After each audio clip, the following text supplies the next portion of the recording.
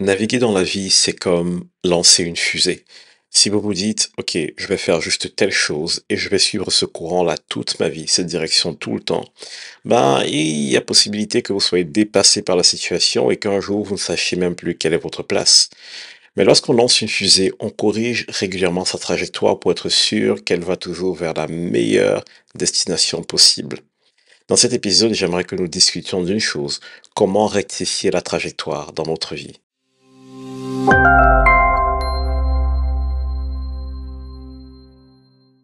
Vous n'êtes peut-être pas en train de faire le métier que vous avez imaginé ou alors vous avez commencé une activité en vous disant c'est exactement ça que vous voulez pour votre vie. Et au fur et à mesure que vous êtes dedans, vous êtes juste en train de vous dire ah, finalement ça ne ressemble pas du tout à ce que je voulais.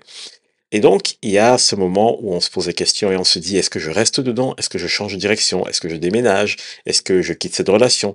En fait, on se dit ma vie à un moment donné a besoin d'être redirigée dans une meilleure direction, d'être recalibrée. Et ce moment, c'est souvent un moment qui fait vraiment peur. Donc aujourd'hui, on va parler de comment rectifier la trajectoire de sa vie et je vais vous parler de 3 points très simples que tout le monde connaît. Je ne vais pas révolutionner du tout la science ou la sociologie, mais je vais vous parler de choses très simples. Mais ce qui va être intéressant pour moi, c'est vraiment d'aller dans le détail, pardon, du pourquoi. Je crois que c'est vraiment là où tout se joue. Pour illustrer mon point, je vais prendre une histoire dans la Bible. Pour ceux qui sont chrétiens, vous l'avez certainement déjà lu. Cette histoire se trouve dans Luc 5, des versets 1 à 11. Et cette histoire parle en fait de Jésus et de Pierre, la rencontre entre Jésus et Pierre, le début d'une grande histoire. Et je pense que ça va parler à tout le monde. Ce qui se passe ici, c'est que Pierre, c'est un pêcheur. Il a son entreprise de pêche, il est très fort. C'est son domaine, il fait ça depuis des années, il est aguerri, il connaît ses techniques. Et il y a un certain Jésus qui débarque et qui demande à monter dans son bateau. Et il lui dit, écoute, retournons pêcher. Il faut savoir que cette nuit, la Pierre a pêché toute la nuit, il n'a rien eu. Et un novice, quelqu'un qu'on pense ne pas savoir de quoi il parle, débarque et lui dit, écoute, tu sais quoi, prends ton bateau, retournons là où tu as eu l'échec. Et on va pouvoir avoir du poisson. Et donc, moi, j'imagine un peu Pierre à ce moment-là de se dire, mais moi, je suis expert dans mon domaine, je sais de quoi je parle, j'ai de l'expérience, j'ai vécu telle ou telle chose. Qui es-tu pour venir m'expliquer tout ça? Mais il obéit quand même. Il arrive, il obéit à toutes les instructions que Jésus lui donne, il jette son filet et là, il a du poisson. Après avoir pêché toute la nuit, il va exactement au même endroit et il a du poisson. Alors, certains vont me dire, oui, mais Jésus avait triché parce que Jésus a fait un miracle. Oui, soit. Mais il y a une chose qui est intéressante, c'est que beaucoup d'entre nous pensons que le miracle, c'est le fruit du hasard, et beaucoup d'entre nous, lorsque nous voyons des gens réussir à se dépasser, à atteindre des objectifs incroyables, ben nous nous disons, c'est un miracle, c'est très bien, ben super. Sauf que le miracle peut se reproduire. Et nous ne savons pas que souvent nous pouvons reproduire ce même miracle. Et en réalité, corriger la trajectoire de sa vie, c'est entrer dans cette dimension où nous sommes capables d'aller plus loin, d'aller plus haut, de reproduire quelque chose qui est miraculeux. Et en fait, se rendre compte que finalement, c'est à notre portée. Mais ça nécessite quelques étapes. Il y a cette première étape qui est le fait d'abord de trouver quelqu'un qui va nous challenger, trouver quelqu'un qui ne pense pas comme nous, et peut-être même trouver quelqu'un qui est allé plus loin que nous. Souvent, le problème, il est là. Nous avons l'habitude de faire quelque chose et une personne débarque et elle nous dit, est-ce que tu n'as pas tenté ceci ou cela? La première réaction qu'on est sûr de soi, c'est de ne pas écouter. Parce qu'on se dit, je sais ce que je fais. On ne se met pas parfois dans une posture où on se questionne. Et souvent, c'est là le souci. Si vous n'êtes pas challengé dans votre façon de faire les choses, vous n'irez pas plus loin. Vous aurez l'impression d'avoir toujours raison, vous aurez l'impression d'être toujours dans la bonne trajectoire, et vous allez parfois vous dire, mais pourquoi j'ai l'impression que ma vie n'avance pas? Pourquoi j'ai l'impression que je ne suis pas heureux? Pourquoi est-ce que j'ai l'impression de ne pas avancer? Si je ramène ça par exemple à la religion, certains d'entre nous sommes nés dans une religion. Je ne dis pas nés dans la foi, je dis bien nés dans une religion, c'est-à-dire une certaine façon de penser, une certaine façon de faire les choses. Et parfois nous rencontrons d'autres personnes qui ne font pas exactement comme nous. Et qu'est-ce qu'on fait? On s'assoit et on les juge ou on les condamne.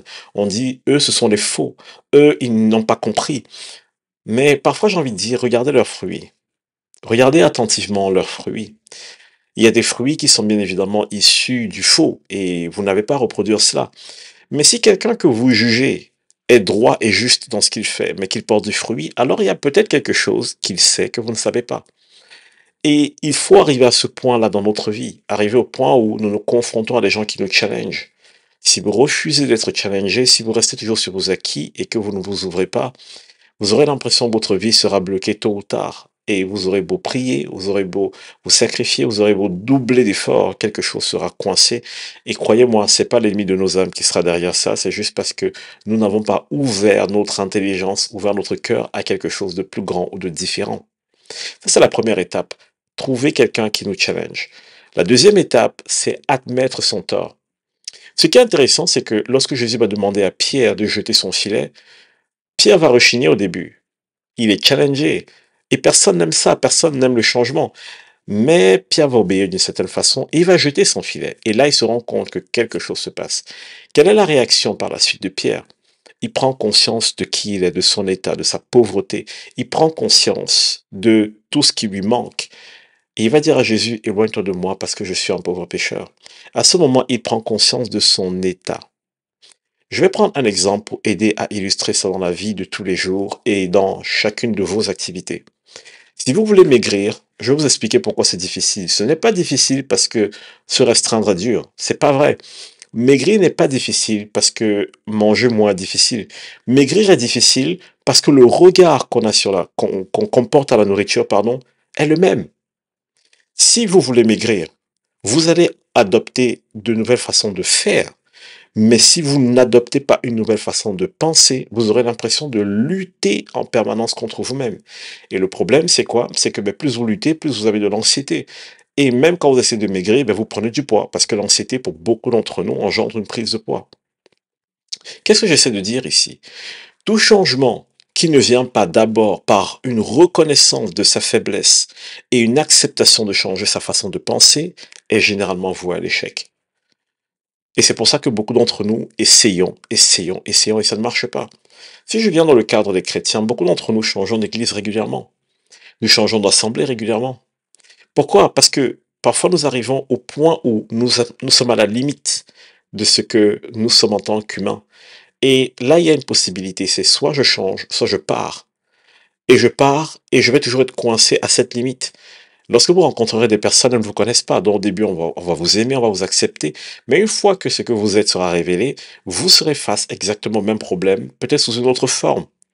Il y a une étape cruciale qui est incontournable dans la transformation, dans le changement dans votre vie, quel que soit le domaine d'activité que vous faites, c'est reconnaître son état et surtout admettre qu'on a une certaine faiblesse.